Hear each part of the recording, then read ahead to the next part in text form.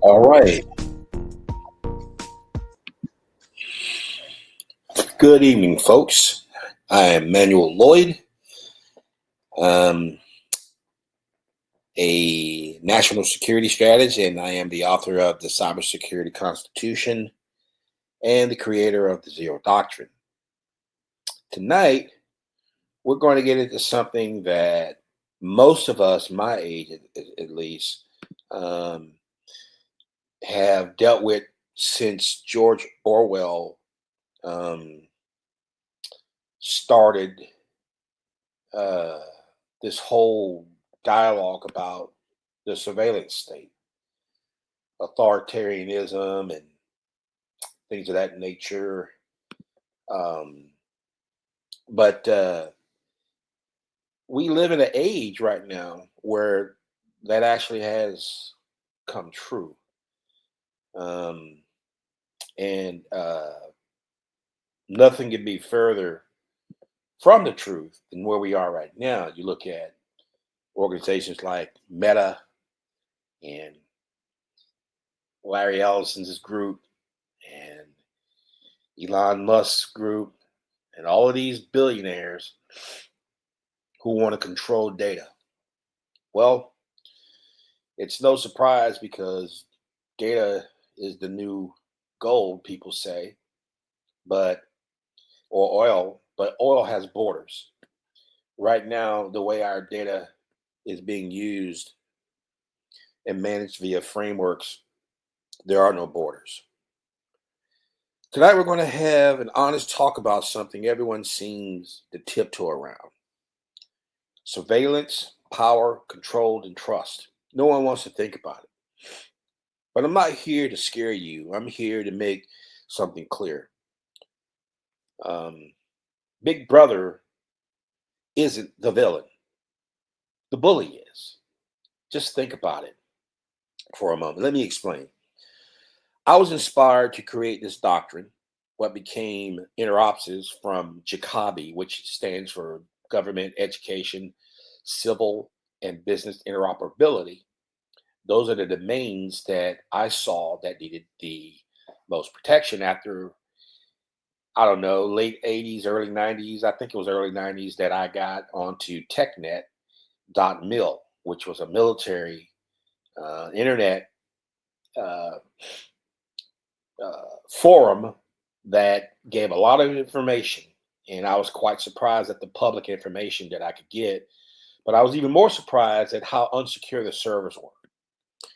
And I'm sure that they didn't mean to do that, but people were so excited about the internet that protection didn't seem that important.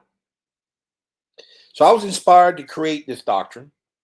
I now call it InterOpsis, the InterOpsis Framework, because I saw how digital infrastructure was being misused, not to protect people, but to profit off them, to monitor them, and to control them. I don't have to be a prophet to tell you that. You can see that for yourself.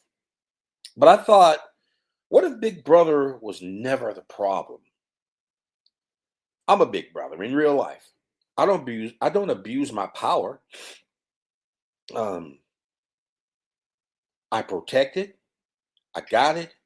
I showed up when others didn't. I talk about the story of the gang, a few of the gang members that had their gang jackets on and came up to my little brother with a knife because of some girl. And I wasn't a fighter, but I had practiced martial arts. So I kicked the guy in the nose and I broke it. And I stood there and I waited for him to react and respond, and he didn't. That's usually how bullies operate. But the point is that a big brother is not there to control you. A big brother is there to try to protect you and give you guidance. That's what real big brothers do. The problem isn't surveillance. It's who controls it and why. So what we really need to talk about is who's watching the watchers. Who benefits from the data you generate? Who and who built the infrastructure that now dictates your options, from your phone to your freedom? That's what this live stream is about.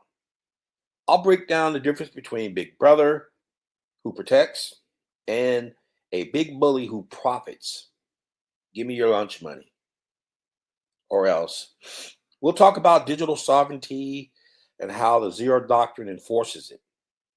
And most importantly, I'll show you that there is a way forward, a doctrine, a framework, a constitution, written not for control, but for protection. Stick with me. Ask your questions, drop your thoughts in the chat, and by the end of this live stream, you'll walk away knowing one thing.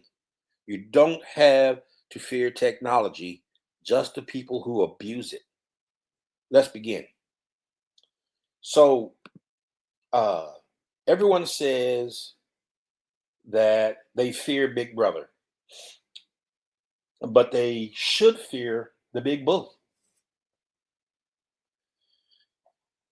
You know, here's what you've been told or what we've been told.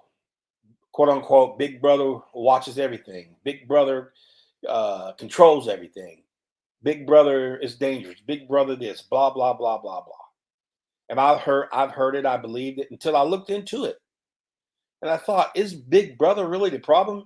And I thought about my situation. I am a big brother. I take offense to being a bully. I've never bullied my siblings. I may have given them a rough time, but I've never bullied them. Ever. And wouldn't think of it. My sisters, for instance, could tell you that, and my daughters can tell you now, and then maybe it's a misogynistic or a patriarchal thing or whatever the case may be, but I do not tolerate any nonsense with my girls, with my ladies, with my women. None. My wife, my daughters, my sisters, none, ever. I mean, you are never afraid of oversight. Everyone listening to this now, you're big girls and boys. You're not afraid of oversight, especially if you're not doing anything wrong. You are afraid of abuse. That's not Big Brother. That's Big Bully. No one wants to be bullied. No one wants to be abused. I mean, let's talk about what the big bully really does. And just think now of recent news, I'd say within the past 5 years, the companies that exploit your data, the organizations that exploit your data, sabotages your infrastructure, monetizes your weakness, lies about it, and gets you to blame Big Brother. Now, if I was in high school still, and I'm 60 years old, that's a long ways ago. If someone were to exploit my siblings, sabotage their home or their environment, or their locker, if you will, steal their lunch money, lie about it, and blame me about it, I'd be pretty damn ticked off. And I'd want to do something about it. Well, InterOpsis is the big brother that will do something about it. Under Zero Doctrine, codified by the Cybersecurity Constitution. What a true big brother should be is protective, transparent, responsible, governed by doctrine, and driven by love. Your government is never supposed to abuse you. That is through authoritarianism, not Big Brother, but big bullyism. They hide things, they're not transparent, they're not responsible, they're not governed by anything. How can you be governed by a checklist? You can't. This is why MITRE and NIST and ISO and Zero Trust are obsolete. We're going into a new age now of doctrine. And I personally think that the best doctrine for cybersecurity is mine, which is called Zero Doctrine. And driven by love, I'm not talking about personal love. I'm talking about caring for the citizens, the civil stability of your country, your city, your town, your state. That has to be the driving force, not money. Yeah, skip one. Yeah. Let me tell you about my vision. My vision is that my doctrine will govern every digital inch of this nation. And if I'm allowed to, other nations, but I believe in taking care of home first. Why would I go clean up my next door neighbor's mess when my house is a mess? We need to govern the air, the land, the waters, all into space. I'm not a huge fan of Elon Musk, but he's got it right about being in space. I just don't think that going to Mars should be his next concern. We have plenty of problems here on Earth that we need to deal with. Space should be a domain that we utilize uh, to communicate across the globe where our interests are in America. Everything should be governed, in my vision, by Zero Doctrine, executed through InterOpsis and codified by the Cybersecurity Constitution. Looking at the chart here, Big Bully, for instance, let me blow this up here so I can see it. Like I told you, I'm an old man. I'm 60. Big Bully uses power to intimidate, extract, or control without consent. That's what George Orwell was writing about. Because it's easy for a government to just say, to hell with the guardrails, I'm going to do whatever I want to do. And some may argue that's going on now. I'm not here for that. That's a whole nother discussion. The big brother, on the other hand, uses strength to protect, guide, and stand watch over those he loves. And there's a difference. One dominates for ego, and the other defends out of duty.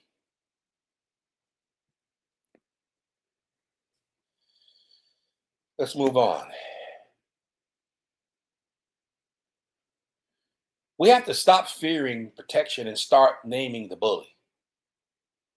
I encourage you to go to my website at manuelwlloyd.com and download the manifesto.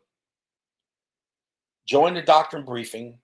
I have a group if you qualify.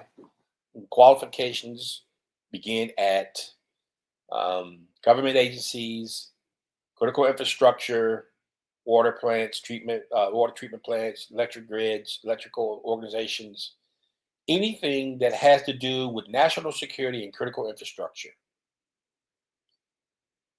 Banks that are too big to fail, if you will. I don't really like that term, but it's the one that's out there. Because I remember when that happened. The banks got a bailout. Small businesses like mine did not. That was crazy. That's a whole nother topic too. Follow the mission. Big brother versus big bully. Think about it. Think about it. You have to get the big brother lie out of your mind because it is a lie. If you're a big brother or big sister, if you have younger siblings, think about how big brother is portrayed as this enemy, this evil being. Apply it to yourself and see how far it goes. And think about Zero Doctrine and InterOpsis. I want to encourage you to take a moment and look at your frameworks. My experience with the internet, I don't know, was back in the early 90s. Ever since then, from viruses to tools like Norton Utilities to SolarWinds, which was a whole fiasco in itself. I still think they're a good company that just had a bad break, but it was a doctrinal era. They didn't have any doctrine. They got the bug for commercialization of security, which you can't, I don't fault. I would be a hypocrite because I sold security at one point. But my security has always been strict. And a lot of people wouldn't go for it because it was too strict. But I just have never believed in the internet as a friendly domain. It is a very toxic domain. It's I remember when AOL gave it away for free. Some of you are old enough to remember AOL when they gave it to you for free. There was a reason for that. What does a drug dealer do? I mean, I don't know. I've never done drugs before in my life other than prescription drugs. I was in the Marine Corps. I fell off a mountain and I had to take drugs for that, prescription drugs. I'm older now. I have, illnesses that I take prescription drugs for. But from what I understand, drug dealers give out their product for free, just a sample of it. And that's just to get you hooked. AOL was getting you hooked on the internet. Don't get me wrong, it's convenient, it's fun. It especially if you are a attention loving, praise loving person. You love praise, you love attention. The internet will give you all of that. I'm using the internet right now. But under my doctrine, the internet is the honeypot. It is not a friendly domain. You use it for non-mission critical purposes. It is asinine to me that the government, critical infrastructure, defense contractors, anyone of that nature that could allow a nation state to destabilize our country through digital means to use the public internet. Now, I know a lot of those groups that I just mentioned use enclave-based segmentation, but it's all based on zero trust or some other framework, some other checklist. I submit to you a different way. I submit to you Zero Doctrine. I submit to you InterOpsis. I submit to you the Cybersecurity Constitution. And stop fearing protection and start naming the bully. If you have any questions, I'm open to them. You can always hit me up on social media. I'm just about everywhere that says at Manuel W. Lloyd. You can hit me up at on LinkedIn. You can hit me up on